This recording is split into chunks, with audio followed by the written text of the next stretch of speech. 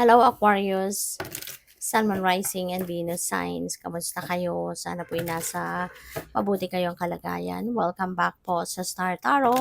At kung bago kayo dito, welcome din po kayo. Please subscribe, like, share my videos, and leave me a comment po kung nakaresonate kayo.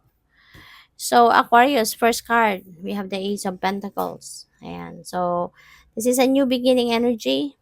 Aquarius, this is a new beginning in your money, career, and finances. Okay, this could be a new career opportunity. This could be a new career. This could be a new business venture. So, depende yan sa inyong sitwasyon. But these are opportunities that might, bring you this abundance and prosperity. Po pwede rin na meron ditong winnings, windfall of money, baka meron ding inheritance, mga ganyan, ano. So, saan man manggagaling ang perang ito yung magpapabago ng financial landscape ninyo. Kaya good luck sa iyo and congrats. We have the Seven of Wands. Nasa defensive mode, yung lalaki sa card, kaya maaaring ganun din ang sitwasyon ninyo sa ngayon, no, na parang nakikiramdam, nagbabantay, no? Kasi yung mga wands na to, yung parang ito yung mga taong pwedeng naninira sa'yo, pwedeng binubuli ka, pwedeng they are doing something, to take you down. Diba? At bakit gagawin ng mga taong yan yung ginagawa nila? That could be because of inggit. No, Aquarius? Hindi natin maiiwasan, ano? Kasi kapag hitik na hitik ng bunga ang puno, talagang binabato, hindi ba?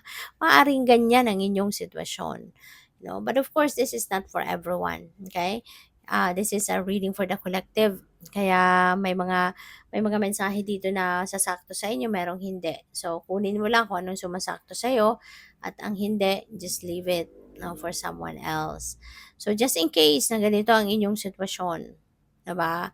Maganda ang posisyon mo sa trabaho, masaya ka sa pamilya, successful ka, kaya maaring marami na naiinggit sa iyo. So, there could be people who are going to try to sabotage you.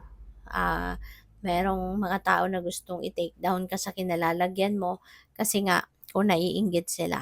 Kasi 'di ba may mga tao na ayaw nila nang nauungusan sila.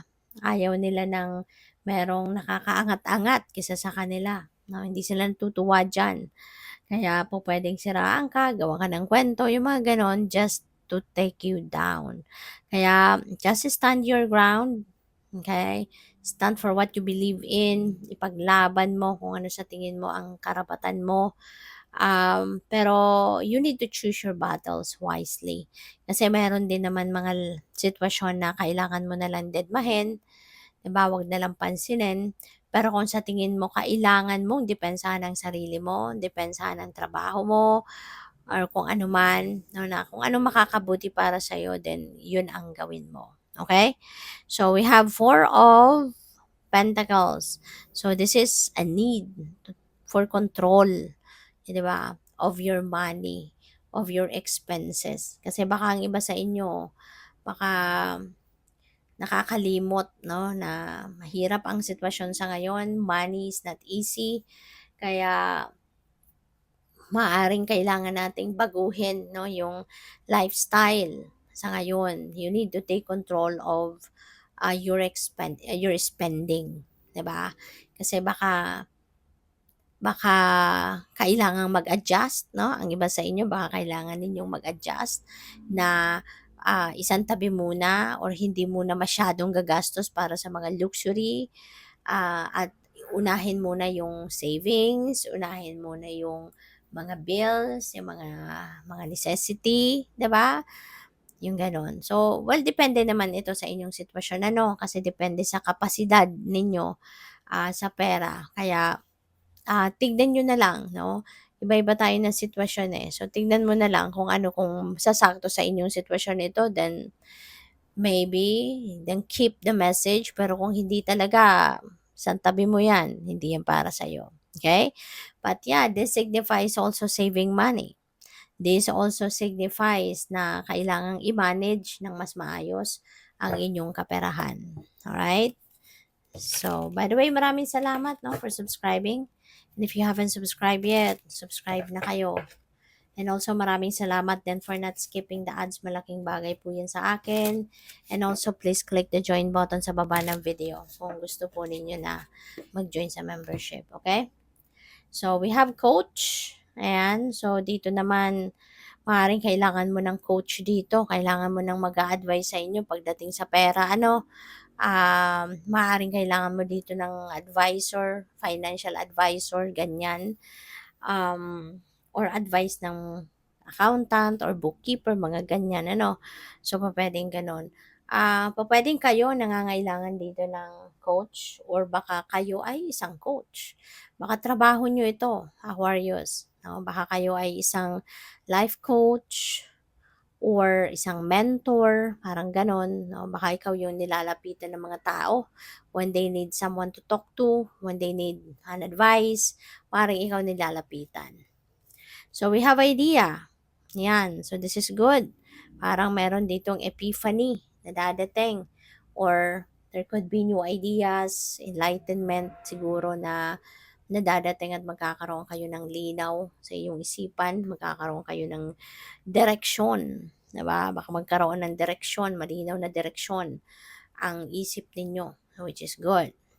So, we have live and learn. Alright? So, dito naman, baka ang iba sa inyo nag-aaral, no?